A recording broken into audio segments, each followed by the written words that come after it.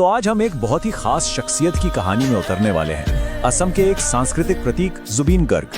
लेकिन ये कहानी एक बहुत ही अजीब और सच कहूं तो चौंकाने वाले सवाल से शुरू होती है। चलिए देखते हैं। यही वो पहेली है जो हमें इस कहानी की गहराई में ले जाती है।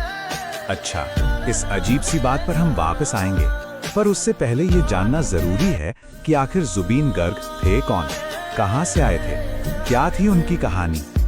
तो जुबीन गर्ग एक आइकन, एक प्रतीक कैसे बने? देखिए, इस सवाल का जवाब जानने के लिए हमें कहानी की एकदम शुरुआत में जाना होगा, उनके बचपन में, जहां उनकी कला की पहली नींव रखी गई थी।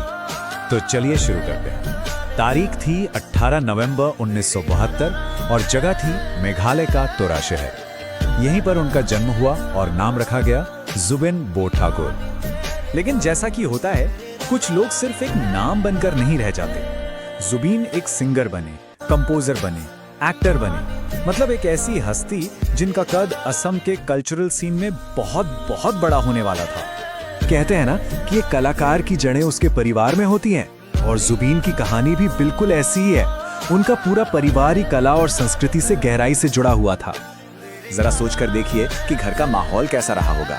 एक तरफ उनके पिता मोहिनी मोहन बोरठाकुर, जो पेशे से तो मजिस्ट्रेट थे, लेकिन कपिल ठाकुर के नाम से कविताएं भी लिखते थे, और दूसरी तरफ उनकी माँ इली बोरठाकुर, जो एक सिंगर थी।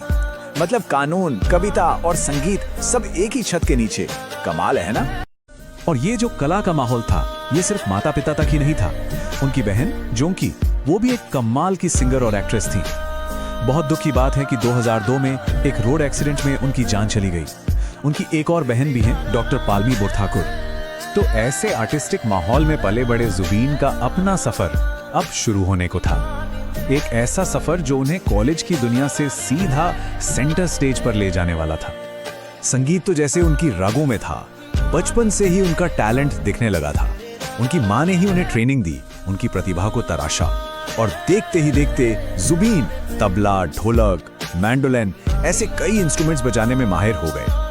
तो उनकी पढ़ाई लिखाई जेबी कॉलेज से शुरू हुई, फिर वो बी बरुआ कॉलेज गए बीएससी करने। लेकिन साल 1992 आते आते ये बिल्कुल साफ हो गया था कि उनका असली जुनून किताबें नहीं बल्कि संगीत था। उनकी मंजिल क्लासरूम नहीं बल्कि स्टेज था, और उन्होंने अपने दिल की सुनी। हर बड़े कलाकार की कहानी में ना एक टर्निंग पॉइंट होता है, एक ऐसा पल जो सब कुछ बदल देता है। जुबीन के लिए वो पल एक यूथ फेस्टिवल में आया, और वो पल था ये 1992 में। ठीक उसी साल जब उन्होंने पढ़ाई पीछे छोड़ने का फैसला किया, उन्होंने एक यूथ फेस्टिवल में वेस्टर्न सोलो परफॉर्मेंस के लिए गोल्ड मेडल जीता। सोचिए, ये सिर्फ एक मेडल नहीं था, ये उनके प्रोफेशनल म्यूजिक करियर की एक धमाकेदार ऑफिशियल शुरुआत थी। और बस इसी के साथ हम घूमकर वापस उसी पहली पहेली पर आ जाते हैं। जुबीन के जिंदगी की ये झलक देखने के बाद 2025 वाली वो बात, उसका क्या मतलब हो सकता है? ये वाकई एक बड़ा सवाल छोड़ जाता है कि अगर हमें किसी कहानी का अंत पहले से पता हो, तो क्या उस कहानी को देखने का, उसे समझने का हमारा नजरिया बदल जाता है? इस पर जरूर सोचिएगा।